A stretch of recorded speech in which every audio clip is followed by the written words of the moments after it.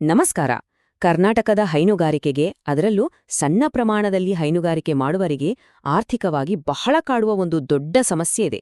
ಅದೇ ಹಾಲಿನ ಕೊಬ್ಬು ಅಥವಾ ಫ್ಯಾಟ್ ಕಡಿಮೆಯಾಗುವುದು. ಬನ್ನಿ, ಇಂದಿನ ಈ ವಿಶ್ಲೇಷಣೆಯಲ್ಲಿ ಇದಕ್ಕೆ ಒಂದು ಅದ್ಭುತವಾದ, ಅತ್ಯಂತ ಪ್ರಾಯೋಗಿಕವಾದ ಪರಿಹಾರಗಳ ಕೈಪಿಡಿಯನ್ನೇ ಸಿದ್ಧಪಡಿಸೋಣ. ನೇರವಾಗಿ ವಿಷಯಕ್ಕೋಗೋಣ. ಆದರೆ ಪರಿಹಾರ ಹುಡುಕುವ ಮುನ್ನ ನಮ್ಮ ಅಸಲಿ ವಿಲನ್ ಯಾರು ಅಂತ ನಾವು ಅರಿಯಬೇಕಲ್ವಾ? ಎಚ್.ಎಫ್. ಸಾಹಿವಾಲ್ ಮತ್ತು ಜರ್ಸಿ ಸಾಹಿವಾಲ್ನಂತಹ ಹೆಚ್ಚು ಹಾಲು ಕೊಡುವ ಮಿಶ್ರತಳಿ ಹಸುಗಳ ಹಾಲಿನ ಕೊಬ್ಬನ್ನು ಕದಿಯುವ ಆ ದೊಡ್ಡ ಕಳ್ಳ ಬೇರ್ಯಾರೂ ಅಲ್ಲ, ಅದುವೇ ನಮ್ಮ ಕರ್ನಾಟಕದ ಸುಡುವ ಬೇಸಿಗೆ ಮತ್ತು ಆರ್ದ್ರತೆಯ ಹವಾಮಾನ. ಹೌದು, ಬೇಸಿಗೆಯಲ್ಲಿ ಹಾಲಿನ ಫ್ಯಾಟ್ ದಿಢೀರನ್ನೇ ಕುಸಿಯಲು ಇದೇ ಅತಿ ಮುಖ್ಯ ಕಾರಣ. ಈ ಸಮಸ್ಯೆಯನ್ನು ತಳಮಟ್ಟದಿಂದ ಬಗೆಹರಿಸಲು ನಾವಿಂದು 5 ಪ್ರಮುಖ ಹಂತಗಳನ್ನು ನೋಡಲಿದ್ದೇವೆ. 1. ಬೇಸಿಗೆಯಲ್ಲಿ ಹಾಲಿನ ಕೊಬ್ಬಿನ ಸವಾಲು. 2. ಹೆಚ್ಚಿನ ನಾರಿನಂಶದ ತಳಪಾಯ. 3. ಸ್ಮಾರ್ಟ್ ಪೌಷ್ಟಿಕಾಂಶಗಳು ಮತ್ತು ಸೇರ್ಪಡೆಗಳು. 4. ಕರ್ನಾಟಕದ ಬೇಸಿಗೆಯ ಒತ್ತಡವನ್ನು ಸೋಲಿಸುವುದು. ಮತ್ತು 5. ದೈನಂದಿನ ಹಿಂಡಿನ ನಿರ್ವಹಣೆ. ಹಾಗಾದ್ರೆ ಮೊದಲನೇ ವಿಭಾಗದಿಂದ ಶುರು ಮಾಡೋಣ. ಬೇಸಿಗೆಯಲ್ಲಿ ಹಾಲಿನ ಕೊಬ್ಬಿನ ಸವಾಲು, ಅಂದರೆ ನಮ್ಮ ಶತ್ರುವನ್ನು ಸರಿಯಾಗಿ ಅರ್ಥಮಾಡಿಕೊಳ್ಳುವುದು. ನೋಡಿ, ಈ ಮಿಶ್ರತಳಿ ಹಸುಗಳು ನಿಜಕ್ಕೂ ಅದ್ಭುತವಾಗಿ ಅತಿ ಹೆಚ್ಚು ಹಾಲನ್ನು ನೀಡ್ತವೆ, ಅದರಲ್ಲಿ ಯಾವುದೇ ಅನುಮಾನ ಇಲ್ಲ. ಆದ್ರೆ ಕಷ್ಟ ಏನಪ್ಪಾ ಅಂದ್ರೆ, ಕರ್ನಾಟಕದ ಈ ಬೇಸಿಗೆಯ ವಿಪರೀತ ಸೆಕೆಯು ಈ ಹಸುಗಳು ಹಾಲಿನ ಫ್ಯಾಟ್ ಶೇಕಡಾವಾರು ಪ್ರಮಾಣವನ್ನು ಕಾಪಾಡಿಕೊಳ್ಳುವ ಸಾಮರ್ಥ್ಯವನ್ನು ಸಂಪೂರ್ಣವಾಗಿ ಹದಗೆಡಿಸಿಬಿಡುತ್ತದೆ. ನೇರವಾಗಿ ಹೇಳಬೇಕಂದ್ರೆ ಇದು ರೈತರ ಜೇಬಿಗೆ ಕತ್ರಿ ಹಾಕ್ತದೆ. ಈಗ ಎರಡನೇ ವಿಭಾಗಕ್ಕೆ ಹೋಗೋಣ. ಹೆಚ್ಚಿನ ನಾರಿನಂಶದ ತಳಪಾಯ ಹಾಕೋದು. ಇದನ್ನೇ ನಾವು ಜೈವಿಕ ಯಂತ್ರ ಅಂತ ಕರೆಯೋದು. ಇದು ನಿಜಕ್ಕೂ ಕುತೂಹಲಕಾರಿಯಾದ ವಿಷಯ. ನಾವು ಹಸುವಿಗೆ ಹಾಕುವ ಒಣಹುಲ್ಲನ್ನು ಕೇವಲ ಆಹಾರ ಅಂತ ಅಂದುಕೊಳ್ಳಬಾರದು. ಹಸುವಿನ ಹೊಟ್ಟೆಯಲ್ಲಿರುವ ರುಮೆನ್ ಒಂದು ಅದ್ಭುತವಾದ ಜೈವಿಕ ಯಂತ್ರ.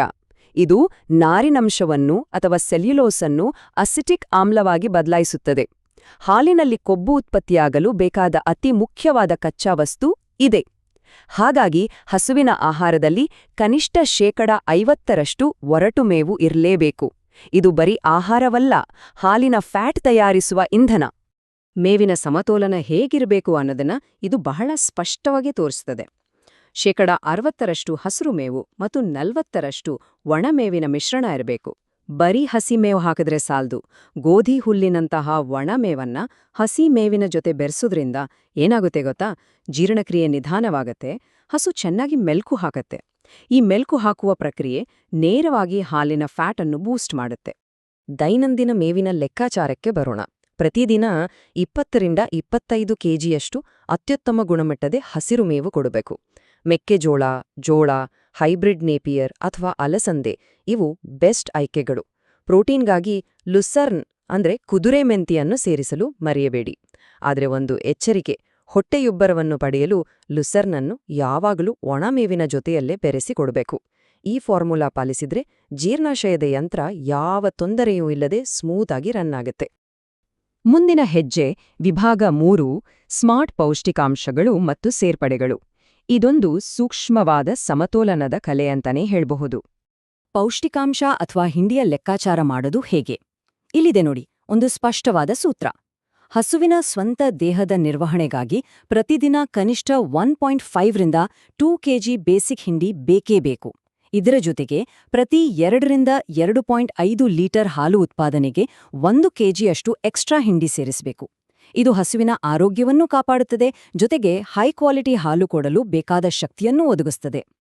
ಇಲ್ಲಿ ನಾವು ಮಾಡಬಾರದೊಂದು ದೊಡ್ಡ ತಪ್ಪು ಎಂದರೆ ಅತಿಯಾದ ಪಿಷ್ಟ ಅಥವಾ ಸ್ಟಾರ್ಚ್ ಕೊಡುವುದು.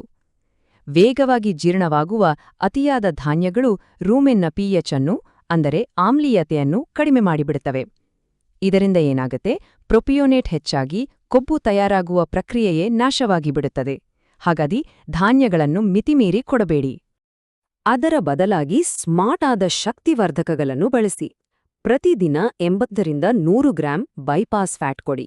ಈ ಬೈಪಾಸ್ ಫ್ಯಾಟ್ನ ಸ್ಪೆಷಾಲಿಟಿ ಏನಪ್ಪಾ ಅಂದ್ರೆ, ಇದು ಹೊಟ್ಟೆಯಲ್ಲಿ ಕರಗದೆ ನೇರವಾಗಿ ಹಾಲಿನ ಗ್ರಂಥಿಗಳನ್ನು ತಲುಪುತ್ತದೆ. ಇದರ ಜೊತೆಗೆ 100-200 ಗ್ರಾಂ ಕಾಕಂಬಿ ಅಥವಾ ಮೊಲಾಸಸ್ ಅನ್ನು ಮೇವನಲ್ಲಿ ಬೆರೆಸಿ.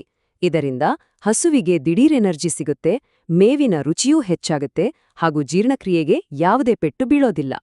ಈ ದೈನಂದಿನ ಟೂಲ್ ಕಿಟ್ ಅನ್ನು ಬಹಳ ಸುಲಭವಾಗಿ ನಿಮ್ಮ ರುಟೀನ್ನಲ್ಲಿ ಅಳವಡಿಸಿಕೊಳ್ಳಬಹುದು.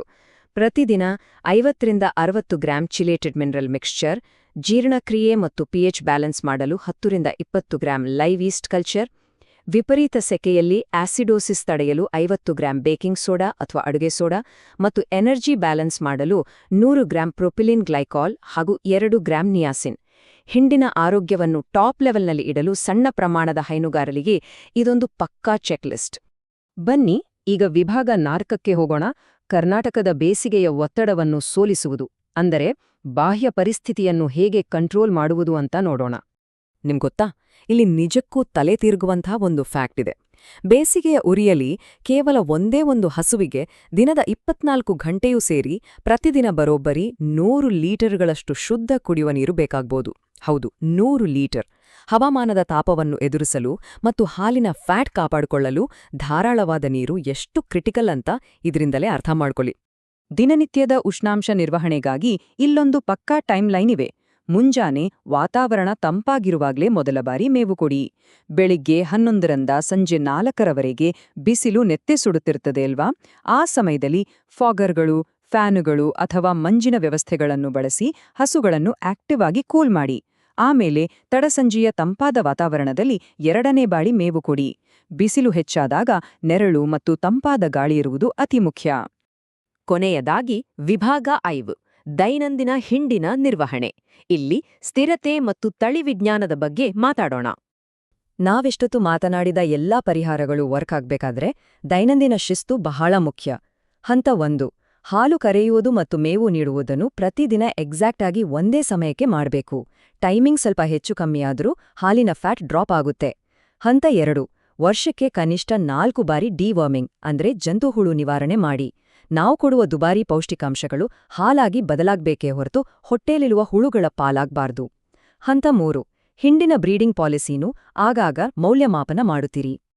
ಕರ್ನಾಟಕದ ಹವಾಮಾನಕ್ಕೆ ತಳಿ ಅಥವಾ ಜೆನೆಟಿಕ್ ಸ್ಟ್ರಾಟಜಿ ಹೇಗಿರಬೇಕು?